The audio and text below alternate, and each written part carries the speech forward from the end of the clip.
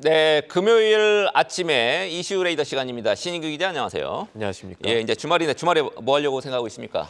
아직 오늘 이슈 준비하느라 그 생각까지 못했네요. 아, 네, 지금 굉장히 바쁘게 지금 달리고 있습니다. 오늘 여러 번 지금 언급을 해드렸습니다만 오늘 잠정 실적 발표 기업 몇 군데 있고요. 가장 중요한 기업이 삼성전자입니다. LG전자도 내놓고요. 몇 시에 나옵니까? 일단 제일 촉각이 모이고 있는 삼성전자 같은 경우는 오늘 개장 전이죠. 8시 40분 정도에 나올 것으로 시장은 보고 있고요. LG전자 같은 경우는 장 중입니다만 조금 뒤입니다. 오후 3시경에 나올 것으로 관측이 됩니다. 네, 그렇군요. 지금 우리 한국경제TV 계속 이제 고정하시면 우리 장중에 실적 나오는 대로 속보로 계속 보여드릴 테니까요. 채널 고정. 자, 삼성전자부터 보겠습니다. 일단 호실적 전망은 많단 말이죠. 관전 포인트 어디에 있습니까? 컨센서스부터 다시 한번 짚고 얘기를 넘어가 보겠습니다. 이번에 1분기에 삼성전자 실적 나쁘지 않을 거다라는 건 투자자분들 알고 계실 텐데 증권가에서는 1분기 매출이 전년 대비 한 13% 정도 오른 72조 5천억 원 정도 전망을 하고 있고요. 영업이익은 굉장히 많이 올랐습니다. 5조 5천억 원 정도를 전망을 하고 있습니다. 1년 전에 비해서는 거의 750% 이상 올라간 정도를 보고 있죠. 왜 그러냐? 삼성 반도체 부문이 아마 5분기 만에 흑자 전환을 했을 것으로 관측을 하는데 삼성전자 실적 발표 이후에 증권가 쪽에서 보는 시나리오는 크게 두 가지입니다.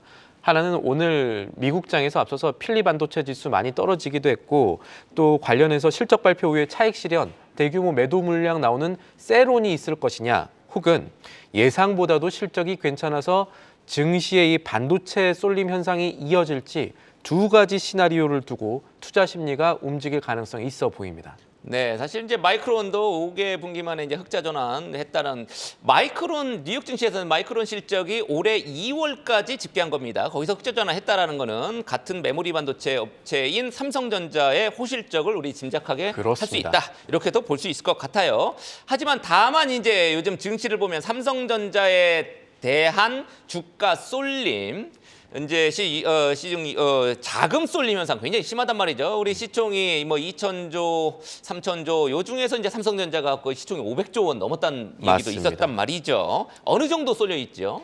삼성전자뿐만 아니라 반도체 전체로 조금 봐야 될 것 같은데 우리나라에서 4월 2일 기준으로 반도체 시총 비중이 28%를 넘어갔습니다. 거의 30%에 육박한다는 얘기네요. 예, 이 지난 2020년 3월이 그때 최고였거든요. 그 이후에 다시 전고점을 돌파할 가능성까지 지금 보이고 있는데 어느 증시건 한쪽으로 투심이 쏠려 있는 것이 뭐 순환매 관점에서도 그렇고 아주 건강해 보이지는 않습니다만 그래도 반도체 비중 확대는 현재 백데이터 보면은 근거는 있어 보입니다. 그러니까 기대만 크다 이런 상황은 또 아니란 얘기입니다. 지금 반도체 쏠림 현상 뒤에는 반도체 수출 확대라는 백데이터가 있거든요. 2024년 3월 그러니까 1분기 기준으로 반도체 수출이 우리나라 전체 수출에서 차지하는 비중이 20%로 전고점이었던 2020년 5월에 23%에 지금 근접을 하고 있습니다. 그리고 이 상황에서 2분기에 반도체 수출 규모가 1분기보다 더욱 확대될 수 있다는 전망이 나오는 것을 고려해 볼 때 현재 반도체 업종 쏠림 현상이 우려만큼 과도한 것은 아닐 수 있다라는 것이 하이투자증권의 의견이었고요. 이외에 증권과 역시 지금 상황에서 보면은 삼성전자 같은 경우는 10만 전자 가능할 수 있다면서 목표가들을 상향하고 있는 추세를 보이고 있습니다. 10만 전자 얘기는 굉장히 오래전부터 나왔는데 아직은 안 됐습니다만 네. 간당간당하죠. 이제 갈 것 같기도 하고요. 오늘 갔으면 좋겠는데 뭐 한꺼번에 이렇게 폭등할지는 모르겠습니다만 2분기 실적 전망해 볼 때 조금 새로 들어온 소식 뭐가 있습니까? 일단 3분기가 아니죠. 2분기 실적 관련해서 저희가 봐야 될 거는 이 삼성전자의 주력 그리고 가장 투자자들이 관심 갖고 있는 반도체, 메모리. 디램 가격 어떻게 되느냐 이런 건데 일단 하나 좋은 점이 있습니다. 안주 좋다고 말할 수는 없지만 대만 지진 났지 않습니까? 지진 이후에 하강 곡선을 그렸던 디램 현물 가격이 지금 소폭이나마 반등하고 있는 모습이 시장에서 나오고 있습니다.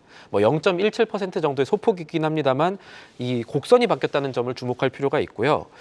그동안에는 이 트렌드 포스나 이렇게 시장 조사 업체 따르면은 2분기에는 1분기에 많이 올랐으니까 디램 가격 한 3에서 8% 정도만 오를 거다라고 전망했는데 지진 이후에 시티그룹에서도 그렇고 이 2분기에 디램 가격이 10% 이상 오를 수 있다라는 전망들이 조금 나오고 있습니다. 왜냐하면 세계 3위 디램 공급업체 마이크론이 어제도 말씀드렸습니다만 대만 쪽에 공장이 있고 여기에 피해 상한점 집계하고 있고 혹은 가격 결정력을 높이려는 이런 걸로 사용을 하고 있다라는 얘기들이 나오고 있는데 이런 상황이 지속돼서 디램 가격이 정말로 올라간다면 삼성전자를 위시한 우리나라 반도체 업체들에게도 나쁜 환경은 아닐 수 있다라는 점 참고하셔야겠습니다. 네, 그렇겠네요. AI 덕분에 이제 수요가 급증하는 상황에서 대만 지진에 따른 반사이익도 뭐 살짝 이제 기대를 해볼 수 있는 그런 상황이 되겠습니다. 그래서 2분기에 디램 가격 10% 이상 오를 수도 있다. 이런 소식을 우리 신 기자가 지금 가져왔고요.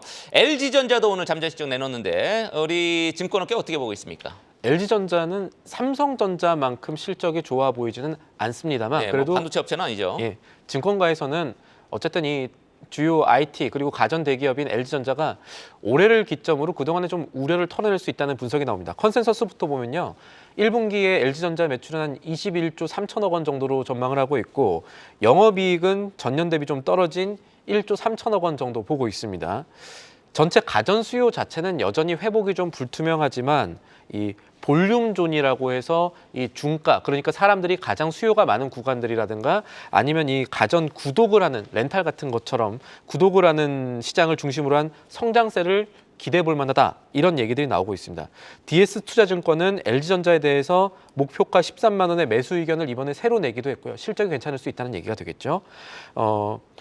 북미랑 유럽 시장에서 이 에어컨, H백이라고 합니다. 냉난방 공조 같은 이 B2B 부분, 요게 매출 개선에 얼마나 실제 힘을 보탤지 관건이겠고 LG전자 같은 경우는 이 HE, 홈 엔터테인먼트나 아니면 BS, 비즈니스 솔루션 이쪽이 올해 1분기에는 흑자로 돌아설 수 있다라는 전망이 증권가에서 조금씩 나오고 있는데 이런 여의도의 전망이 맞았을지도 살펴볼 부분이겠습니다. 그리고 LG전자와 같이 오늘 LG 계열사 여러분들 기대 많이 하시는 LG 에너지 솔루션이 실적을 발표합니다. 근데 그렇게 컨센서스도 그렇고 실적이 예상보다 좋지 않을 가능성이 있습니다. 왜냐하면 최근에 요즘 분위기는 별로 안 좋죠. 분위기가 별로 안 쪽에. 좋다는 점도 참고를 하셔야겠습니다. 그렇군요. 오늘 LG 에너지 솔루션도 오늘 잠재 실적 내놓습니다. LG 전자는 사실 가전에서는 사실 뭐 최고의 브랜드이긴 한데 오늘 실적이 좀 잘 나왔으면 좋겠네요. 자, 다음 두 번째 이슈 보겠습니다. 그동안에 말도 많고 탈도 많았던 한미약품. 특히 어제 장 마감 후에 한미사이언스가 156만 주의 주식 소각을 깜짝 발표를 했습니다. 시간에서 지금 주가는 당연히 이제 뛰고 있고요.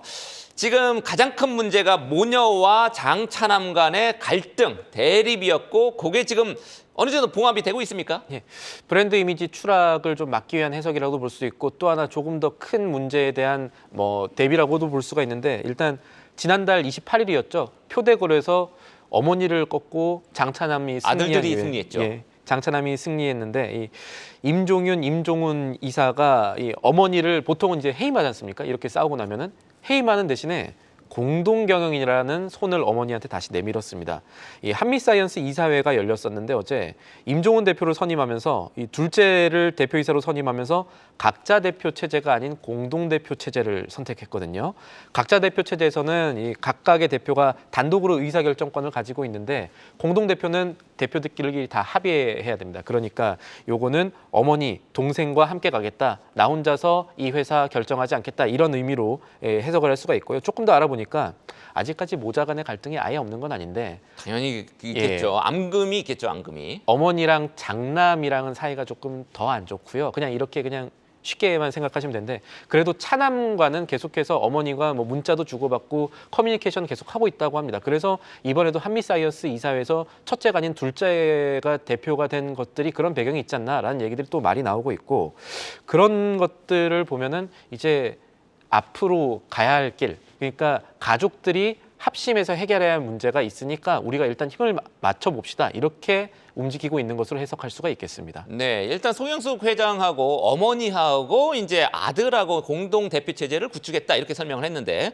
임주연 사장 누나는 어디 있습니까? 누나는 쏙 빠져 있더라고요. 예, 작년은 이제 한미 사이언스에서 그래도 어머니한테 가장 힘을 실어주는 이런 구조로 그래도 장녀가 지금 뭐 힘을 다 잃고 이런 상황은 아닙니다. 네, 그렇군요. 지금 한미사이언스는 갈등은 일단 봉합 단계입니다. 지금 우리 신 기자 지적했듯이 갈등이 생겼던 원인, 왜 모녀가 처음에 한미약품, 한미사이언스 지분을 이제 OCI 홀딩스에 넘기기로 했느냐, 상속세 문제였거든요. 상속세가 워낙 많이 나왔기 때문에 이걸 해결하려는 방안으로 OCI 홀딩스 합병을 선택을 했던 거고, 그거에 대해서 장차남이 반대를 하면서 잡음이 생겼었는데, 상속세 문제 지금 어떻게 되고 있습니까? 사실은 이번 이슈에서 이게 더 중요하죠. 이 가족끼리 싸웠다는 게 중요한 게 아니라 왜 싸웠느냐, 앞으로 어떻게 될 거냐, 주가에 어떤 영향을 미칠 거냐가 중요한데, 현재 한미약품 오너 일가가 내야 될 상속세 규모가 5,400억 원 정도 됩니다. 네, 우리나라 너무 많죠, 사실. 뭐 그렇습니다. 실효세율을 감안해도 사실 많은 50%입니다. 상황인데, 이 상속세가 기본이.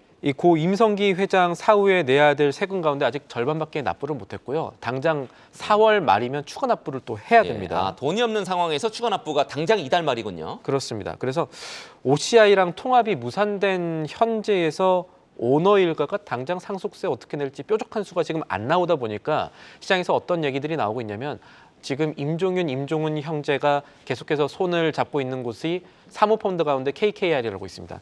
KKR 같은 이 글로벌 사모펀드 운용사와 경영권 강화 방안을 얘기하고 있다는 얘기가 나오는데, 이거 뒤집어 말하면 혹시 지분 매각할 건가에 대한 지분 매각 안 하면 돈을 어디 대출을 받거나 뭐 땡겨야 되는데 쉽지가 쉽지는 않으시죠. 않다는 얘기죠. 당장 임종윤 이사 측은 지분 매각 없다라는 입장을 네. 고수를 하고 있어서 이 부분들이 어떻게 진행될지에 따라서 우리 증시에 영향을 미칠 수가 있겠고요. 또 하나, 이 개별 회사뿐만 아니라 상속세라는 거 어떻게 해야 될지 요 논의가 조금 더 불거질 가능성이 있겠습니다. 당장 이 어제였습니다. 소송이 하나 나왔는데, 소송 결과가 하나 나왔는데 LG가 얘기입니다.